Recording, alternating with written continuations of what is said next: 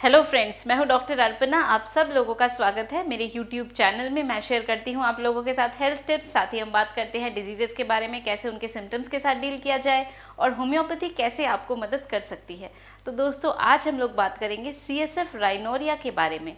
तो इससे पहले कि ये टॉपिक मैं शुरू करूं, आप लोगों से कहना चाहूँगी, अगर आपने मेरा चैनल अभी तक नहीं सब्सक्राइब किया तो इसको सब्सक्राइब कर लीजिए और बेल बटन को दबाना बिल्कुल भी ना भूलें, ताकि मैं जब भी कोई वीडियो पब्लिश करती हूँ या मैं लाइव Q&A सेशन में हूँ तो आप लोगों तक नोटिफिकेशन पहुँच पाए और आप भी मुझे ज्वाइन कर सके। तो चलिए दोस्तों, शुरू करते हैं आज का टॉपिक CSF राइनोरिया।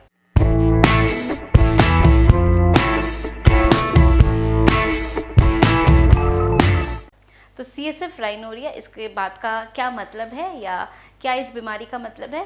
तो देखिए, राइनोरिया का मतलब है कि आपके नाक में से पानी बहना, और CSF राइनोरिया का मतलब है जो सेरिब्रोस्पाइनल फ्लूइड है, यानी कि जो आपके सर पे, जो आपके ब्रेन में जो फ्लूइड होता है, जब वो फ्लूइड आपके नाक के थ्रू बाहर आए तो इसे हम कहते हैं CSF राइनोरिया। तो हमारा जो ब्रेन है, इसके चारों ओर फ्लूइड होता है, जिसका करीब करीब 500 मिलीलीटर इसका वॉल्यूम होता है। और इस फ्लूइड का क्या काम होता है? ये जो फ्लूइड है, ये ब्रेन सेल्स को, टिश्यूज़ को न्यूट्रिशन पहुंचाता है। साथ ही एज अ शॉक एब्जॉर्बर भी ये फ्लूइड काम करता है। ब्रेन हमारे बॉडी का एक बहुत डेलिकेट ऑर्गन है, तो इसका जो प्रॉपर न्यूट्रिशन है और इसको बेसिकली सेफ गार्ड करने के लिए ये सेरिब्रोस्पाइनल फ्लूइड होता है। अब किसी कारण से अगर ये फ्लूइड आपके नाक के थ्रू बहना शुरू हो तो इसे हम कहते हैं CSF राइनोरिया। तो अगर आपके नाक में से नॉर्मल सर्दी जुकाम की वजह से आपका नाक बह रहा है, नाक में से डिस्चार्ज हो रहा है, तो उस डिस्चार्ज को आप CSF से कैसे आप डिफ्रेंशिएट कर सकते हैं? तो सबसे पहली चीज़, जो CSF राइनोरिया के वजह से नाक में से डिस्चार्ज होगा वो आपके एक ही नाक से होगा। जबकि जब सर्दी जुकाम होता है वो दोनों नाक से हो सकता है, कभी कोई नाक बंद हो रहा है, कभी कोई बंद हो रहा है। बट CSF में आपको कोई सर्दी जुकाम के सिम्टम्स नहीं होंगे और एक ही नाक से डिस्चार्ज होगा और बिल्कुल पानी जैसा डिस्चार्ज होगा, जैसे नमकीन पानी या थोड़ा सा थिक फ्लूइड, इस तरह का डिस्चार्ज होता है और वो फ्लूइड डिस्चार्ज होता है। जो CSF राइनोरिया होगा उसमें अगर आप सर अपना ऐसे आगे की तरफ झुकाएंगे तो उसकी वजह से फ्लूइड और ज़्यादा नाक से बह सकता है, डिस्चार्ज हो सकता है। और इसका कारण क्या होता है CSF राइनोरिया का? तो इसका मेन कारण रहता है कि किसी तरह का आपको ट्रॉमा हुआ है, कोई इंजरी हुई है, फ्रैक्चर हुआ है, तो उसके वजह से ऐसा हो सकता है।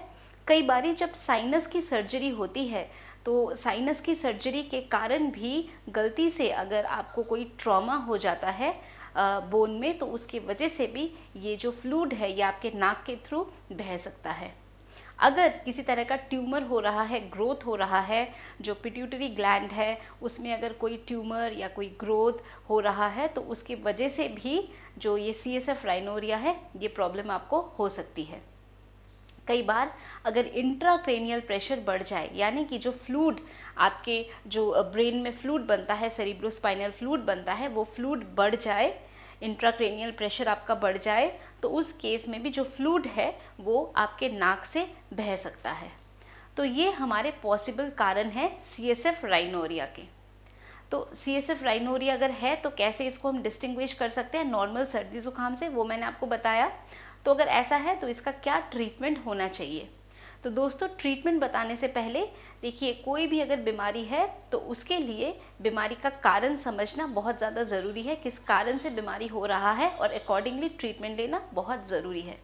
तो CSF राइनोरिया का क्या ट्रीटमेंट होगा? अगर किसी तरह के फ्रैक्चर की वजह से ऐसा हुआ है, कोई सर्जरी हुई थी उसके वजह से कुछ ट्रॉमा हो गई, कुछ इंजरी हो गई, और स्पेशली जब हम देखते हैं बेस ऑफ द स्कल का फ्रैक्चर होता है तो उस केस में भी ऐसी प्रॉब्लम होती है।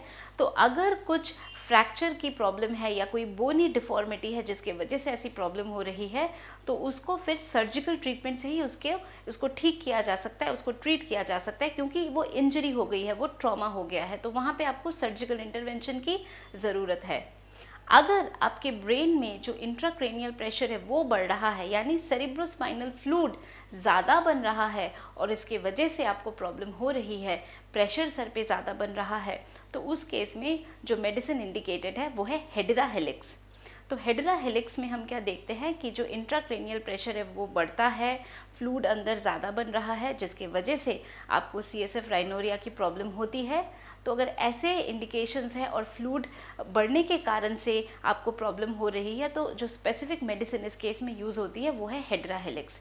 दोस्तों होम्योपैथी में जो दवाइयाँ हम देते हैं वो मेनली आपके क्या क्या सिम्टम्स है, क्या आपकी प्रेजेंटेशन है, तो उसको भी हम ध्यान में रखते हुए मेडिसिन देते हैं। तो इसीलिए मेडिसिन के लिए क्या होता है कि पर्टिकुलरली आपका इंडिविजुअलाइजेशन, आपके सिम्टम्स, तो वो सब जानना ज़रूरी होता है। और CSF राइनोरिया का अगर ट्रॉमा या इंजरी की वजह से है तो उस केस में हमें सर्जिकल इंटरवेंशन की भी ज़रूरत होती है।